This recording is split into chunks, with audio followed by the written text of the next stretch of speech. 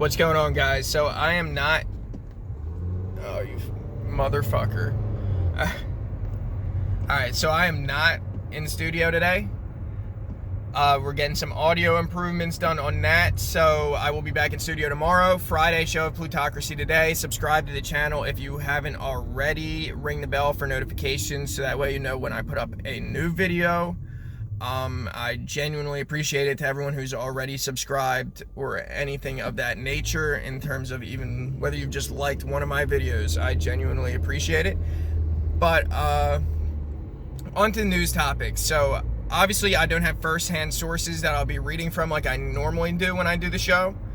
I'll probably do a longer segment tomorrow on Friday for the Friday show, like I said, and dive into this in more detail, but I just wanted to talk about it for a moment anyway.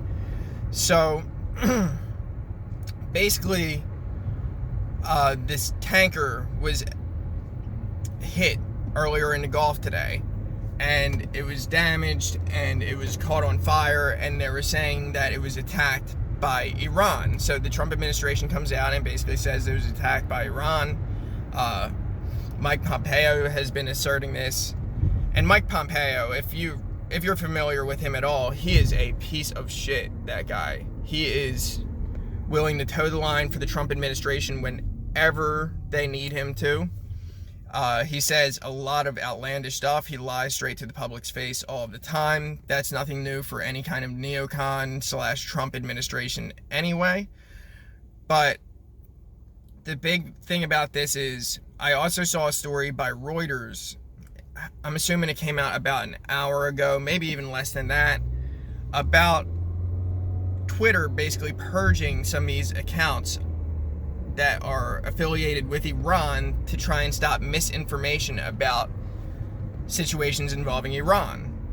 But obviously you can see why that's problematic. I mean, doesn't that seem suspicious that while we're accusing Iran of attacking a tanker in the Gulf and tensions are being heightened, that next thing you know, Twitter all of a sudden comes out and says, well, you know what, we're going to take off all of these Iran news profiles, I guess they would say, or profiles involving affiliated with Iran in any type of fashion, whether they cover Iran or they're actually affiliated with Iran. And they've been taking a lot of them down to try and stop misinformation, but that's super suspicious. And it's clear as day that that's super suspicious, because the United States government puts out misinformation all of the time, and people like Fox News put out misinformation all of the time. So why all of a sudden are all of these sources that cover Iran getting knocked off of Twitter to stop misinformation? So it just, on its face, it sounds ridiculous, and it is ridiculous. And this is continuing to be the United States escalating tensions with Iran. And obviously you look at the information today from our intelligence saying that Iran's responsible for that attack. I don't know whether I believe it. I think it smells fishy to me, and it should smell fishy to a lot of Americans, because we've been through this before. And I saw George Takei tweet out something along the lines of, oh, well, he basically was saying, yes, the fact that a lot of people don't really... I'm sorry, I'm just driving through my neighborhood in Philly right now, so I'm trying to make sure that I'm not colliding with anybody at the moment. But basically, so yeah, George Takei was basically saying something along the lines of implying, oh, because Trump's such a liar and this administration has been so untruthful, that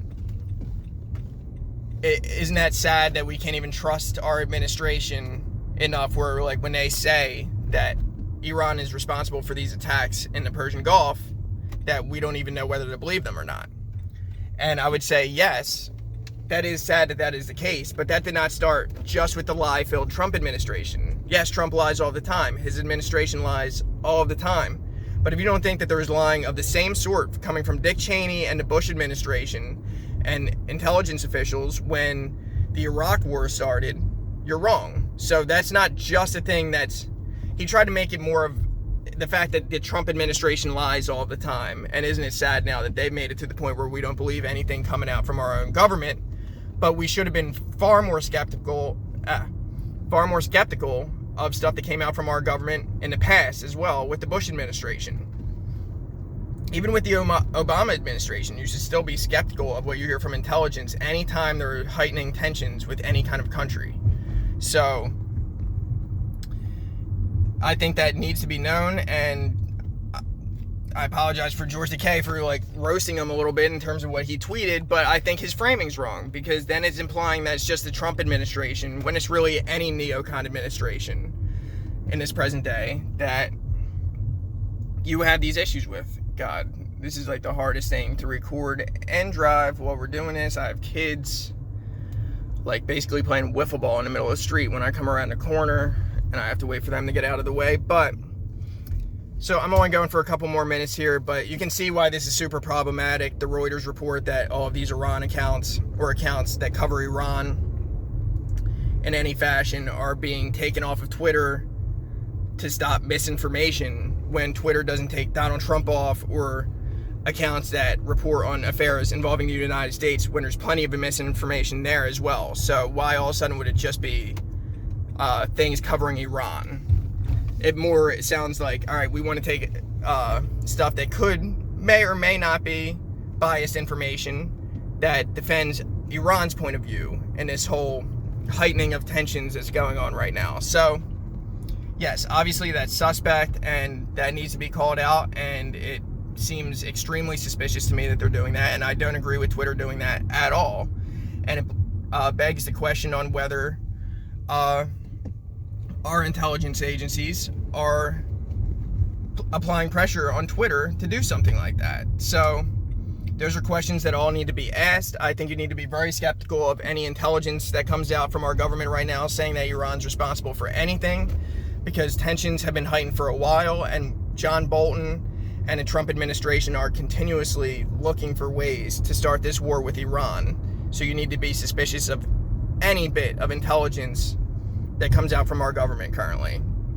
And yes, you also need to be skeptical of Twitter, as you always should be anyway. The fact that they are taking down those accounts for misinformation involving Iran, because that seems extremely suspicious as well. And outside of that, felt like there's a third point. And yeah, George Takei's framing is wrong for that tweet.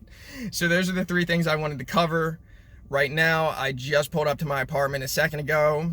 I will be covering this more in depth and much more tomorrow on Friday's show. So like I said, subscribe to the channel, like this video, share it to any of your friends that are on the left or progressive at all, or just interested in politics in general. And I genuinely appreciate that. So I'll be talking to all of you soon. Enjoy the rest of your day, and I'll be talking to you tomorrow.